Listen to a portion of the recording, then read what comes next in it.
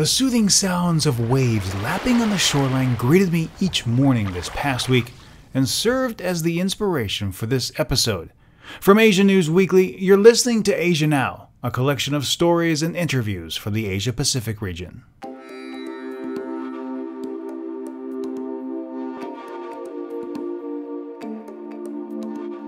Graduates riddled with student loans often turn to teaching English overseas to pay down their debt. How do new expats deal with homesickness during the holidays? It's just one conversation taking place in Asia now.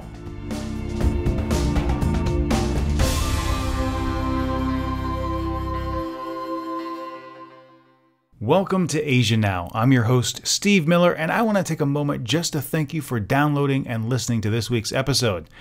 Now, as I mentioned in the teaser, we're talking about expats and holidays, and before I get into that, I feel a need to explain why I am addressing this particular issue. You see, when I was growing up, the holidays were a very special time. They were a time for my family to come together. Every winter, my grandparents would fly in from Chicago and spend a number of weeks, and it started a family tradition that we still actually continue to this day. It's the annual elf hunt game, and essentially what we do is we hide these small decorative elves around my mother's home, and for hours on end, we search for them. My youngest brother is in charge of hiding them.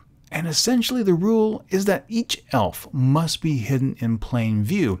However, what exactly is in plain view is open to interpretation, and sometimes that means stuck behind a plant where only a small fraction of the elf is visible, or even inside a cooling vent where a little arm or leg is sticking through the grate. But as with most families, over time we spread our wings and flew the mother's nest. And now we actually live around the world, and for a period of time we did all live in the United States, however in different corners. But that being the case, we still made it a point to come back to my mother's home every single winter to experience the holidays. Now, since I've moved to South Korea, I really don't get home as often as I would like, and unfortunately, I only do make it back to the United States every 2 or 3 years or so. I've missed birthdays, and I've even missed the birth of my first niece. The internet does help us remain close, but it's not the same. Thankfully, I do have family on this side of the planet, which does manage to make things a little bit easier, but it's still not the same as being with your own family, your own mother. Now, many people do set off to Asia to teach English after graduating university. Some do it to pay off their student loans, and others just simply want to broaden their minds, get paid, and do a little traveling. When they do so, most teaching contracts require a year commitment, meaning that at some point, they will be away from their family during the holidays. And for many, this presents a new set of challenges, being away from their loved ones during what some consider to be the most important time of year. September 7th through 9th was the Chuseok holiday in South Korea. Now, if you're unfamiliar with this holiday, it's often called the Korean Thanksgiving, and it's the same annual autumn festival, celebrated not only in South Korea, but in many Chinese communities around the world. In South Korea, families gather at the residence of the eldest family member. They pay respect to their ancestors. It's one of the 2 major holidays in South Korea, and it is expected that if you're able to, that you do embark on that journey and travel to your hometown. It's a fact that makes traveling within South Korea sometimes very problematic, because bus and train tickets usually sell out a month or more in advance, and road travel times can double, triple, and in some cases, I've heard my friends taking trips that last more than 12 hours long. This year during the Chuseok holiday, my wife and I opted to join a 4-day beach camping excursion. Those on the trip were mainly expats. My name is Kim. My name is Priscilla. I'm from Toronto, Canada. My name is Akhil Kohli and I am from New Delhi, India. Hello, my name is Ricky. As we were enjoying our holiday weekend away from work and Koreans celebrated with their families, It got me wondering, how are these expats going to address being away from their families during the festive seasons? Generally, I was explaining this to my co-teacher. Generally, That's Kim from South Africa.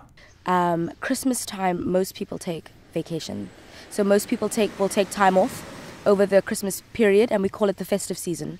And over that space of time, it's family time. There isn't really like a Chuseok or a Thanksgiving. It's pretty much the festive season. So, in your family, during the festive season, what happens? Oh, goodness, do you really want to know? We all conglomerate. Conglomerate, is that the right word?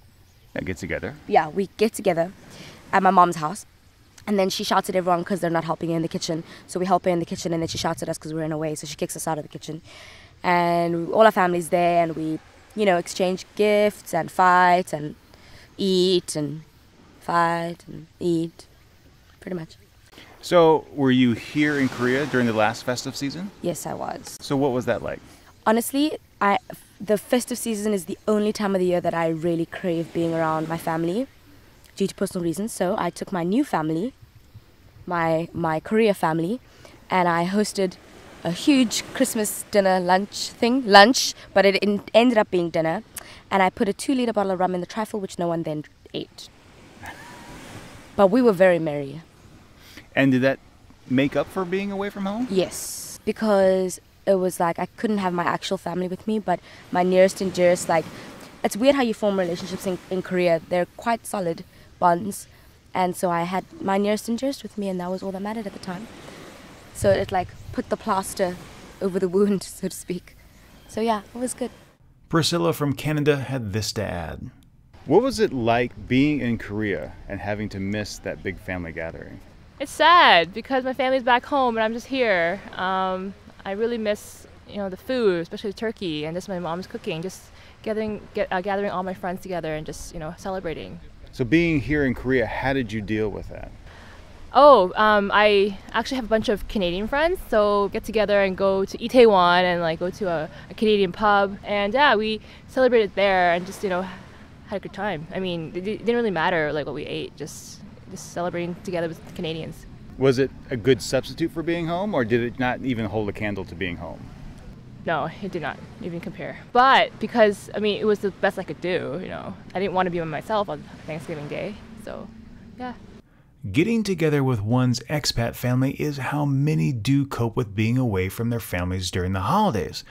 But it doesn't make the prospect of being away from home any easier, as Ricky from Texas explains. Because I come from a Hispanic family and they're all Catholic, definitely Christmas. Christmas is a whole gigantic deal. Everybody does the impossible to be with the family. It doesn't matter where you are. You have to travel home and be there for the holidays. I guess this time I'll be the exception. How does that make you feel?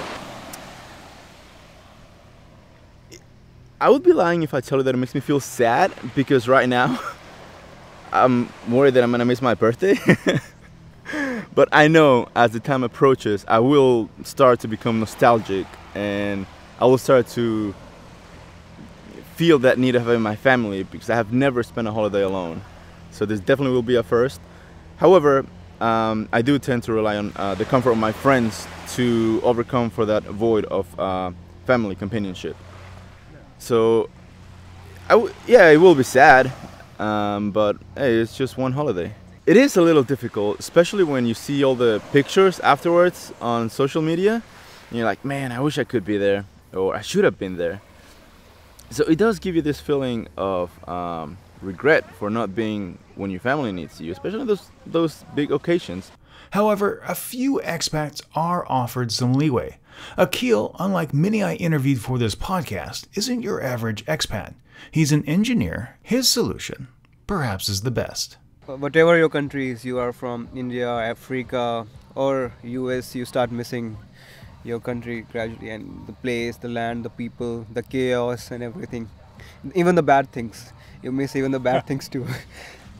And I did my education in India as an engineer, and I came to Korea for this Korean automotive auto parts company, and I write software for that. So I keep on coming on a 3 months visa frequently to Korea. So first time I came in March and then this is my second visit after a gap of like 2 weeks in India. I'm kind of missing my country, the people, the food, the land, the pollution, the chaos, the poverty. I'm missing everything back home. Is there a holiday in India where families traditionally gather together? Yes, of course. In October we have Diwali festival. It's been celebrated since last like beginning of time, like 5,000, 3,000 year. I don't remember when it was started. So in that time it is called it is called Festival of Lights, and everyone like puts a lot of lamps in their houses, outside, inside, and all the family, they get together and they go to other relatives to give sweets, exchange sweets, and they burst crackers, and they like it's a Hindu festival, and people pray to goddess Lakshmi. She's the goddess of money, and people sleep with their doors open that night. Consider that the goddess Lakshmi will come, and like they will get a good money around the year, and it's the holiest festival in India. It's like Christmas, India's Christmas, and it's a really good feeling. So let me ask you this. You mentioned that you come to Korea typically on a 3-month visa to work. Yeah. Next month is October.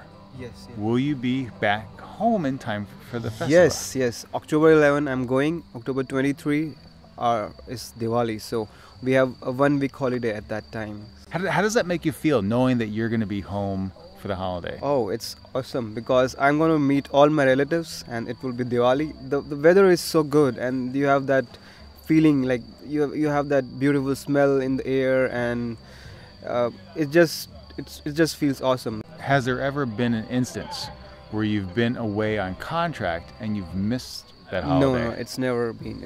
I never missed that festival. Probably. Why don't you ever miss it? Because I was in India for most of my life, so I got a chance to come to Korea right now in this year only. So my company was sending me to Korea later, but I made that a bit earlier so that I don't miss this festival. I planned it in such a way so that I don't miss this festival. If you're not as fortunate as Akil and you don't have the luxury of returning home for the holidays, I do have 2 tips that may make being away from home just a little bit easier. First, join a Facebook or meetup group. Now, this is very important because it helps one develop a social support network while you're away from home. Everyone's going through similar life events, and many do plan events during the holidays. It allows you to have that social connection, to develop friendships, and to experience being with people during the time many think it most important. Also, I would encourage you to schedule video calls back home. And not only do it during the holidays, do it on a regular basis. Schedule a weekly call. But during the holidays, schedule a special event. Schedule a video call during a special dinner. In fact, during the holiday season, when my family gets together at my mother's, we actually schedule a Skype call. While the entire family is there, I'm there in spirit through the video camera. It's not a substitute, but it does make it a little bit easier. But those are just 2 tips that I have, and I'd like to hear from you, so let's keep the conversation going. If you're an expat, how do you deal with the holiday homesickness? What are your strategies for being away from your close family that you grew up with? Be sure to leave your thoughts on either our webpage, our Facebook page, or of course Twitter. If you haven't found us on those social media portals, the address is facebook.com/AsiaNewsWeekly or at Asia News Weekly on Twitter. If you'd like, you can also send us a voice comment. Just dial up Asia News Weekly on Skype, and when you leave your message, be sure to include your name and where you're calling from. You can also send that voice clip to our email address, or if you have any questions or feedback about the show, just drop a line to asianewsweekly@gmail.com. You can play and download all of our shows on the web, but if you do prefer the show in podcast form, look for us on iTunes, Stitcher, and TuneIn Radio. And if you enjoyed this episode, please share it with your friends and subscribe so you won't miss the next one. Thank you very much for listening. For Asia Now, I'm Steve Miller.